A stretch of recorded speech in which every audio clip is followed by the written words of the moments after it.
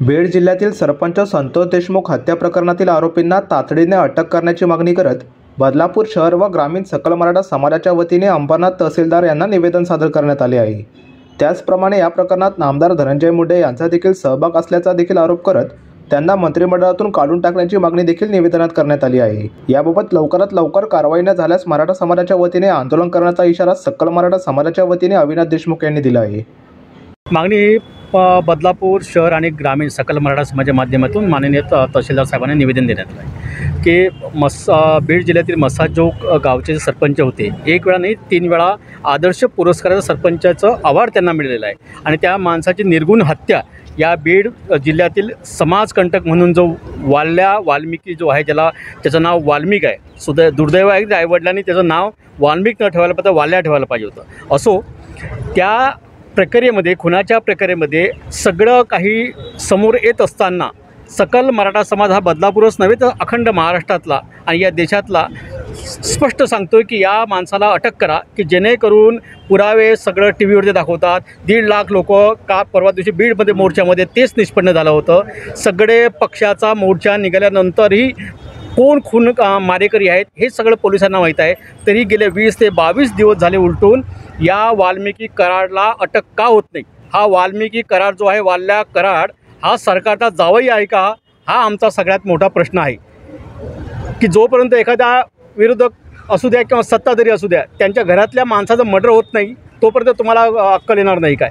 हा कुठला पाकिस्तानला पळून गेला का, बांगलादेश का पळून गेला आहे का, त्याचा पासपोर्ट नाही आहे, सगळं काय आहे तो पोलिसांना माहीत आहे, इव्हन संपूर्ण प्रक्रियेला माहीत आहे की तो कुठं आहे। अजूनपर्यंत त्याला अटक होत नाही, हा सगळ्यात मोठा गहन प्रश्न आहे। तो सरेंडर होईल नाही होईल हा प्रश्न पोलीस प्रशासन पाठीशी घालण्याचा आरोप आहे। स्पष्ट मीच नाही म्हणत, सत्तेतले अधिक लोकप्रतिनिधी बोलतात, जे 2-2, 5-5 लाखांनी निवडून आलेले आहेत। बीड जिल्ह्यातले 5 आमदार तेच बोलतात की सरकार याला पाठीशी घालतोय आणि तो आम्हीच नाही आहे, तुम्ही पत्रकार बांधव पण सगळेच बोलतात, टी व्हीवरती दररोज न्यूज येतात, तो का पकडला जात नाही आहे? मी पुन्हा सांगतो, तो सरकारचा जावई आहे का? हो, त्यांना निर्गुणपणे हत्या केलेली आहेत। संतोष देशमुखांच्या छाताळावरती ते थैथै नाचलेले आहेत, पाठीवरती जवळपास 50 ते 54 जखमा झालेल्या आहेत, त्याच्या डोळे हे लायटरनं जाळलेले आहेत, त्यांच्या तोंडावर म्हणजे त्यांच्या काही आता जास्त बोलायचं हे नाही आहे, त्याला वेगळं स्वरूप येईल, परंतु अशा राजकीय हत्या या महाराष्ट्रात कधीच स्वातंत्र्य लढ्यानंतर झाली नाही आहे। एवढी भीषण हत्या झालेली आहे तरी सरकार गप्प आहे आणि माननीय फडणवीस साहेबाला आमचं कळकळीत विनंती आहे आणि इशारा पण आहे, लवकरात लवकर त्या वाल्या कराडला अटक करण्यात यावी आणि या घटनेच्या मागं कुठला तो आका आहे, बोका जो आहे, त्या याला अटक जरी झाली वाल्मिक कराडला तरी या कराडच्या मागं कोण आका आहे, त्या आकाला पण मंत्रिमंडळातून धनंजय मुंडे सारखा 3-3 लग्न करणारा लावारिस आणि मूर्ख आणि समाजकंटक माणसाला या मंत्रिमंडळात राहण्याचा अधिकार नाही आहे। सकल मराठा समाजातर्फे ही पण मागणी आहे की त्याला मंत्रिमंडळातून काढण्यात यावं, की जेणेकरून या जो हत्येचा जो मास्टर माइंड आहे त्याचा पण सुगावा लागेल। बीड येथील ही जी घटना आहे अतिशय दुर्दैवी अशी घटना आहे। कैलासवासी संतोष देशमुख यांना ज्या पद्धतीने मारलं गेलं, खरं तर 3-3 वेळा लोकनियुक्त पदावर काम करणारे ते सरपंच होते। अतिशय आदर्श असं व्यक्तिमत्व, त्या गावातल्या एका बहुजन समाजाच्या नागरिकांवर झालेला अन्याय दूर करण्यासाठी त्या ठिकाणी ते त्या कंपनीच्या गेटवर गेले आणि त्याच्यानंतर त्या ठिकाणी बाचाबाची होऊन त्यांची निगरून हत्या त्या ठिकाणी करण्यात आली। अतिशय क्रूर पद्धतीने संतोष देशमुख यांना त्या ठिकाणी मारण्यात आलं।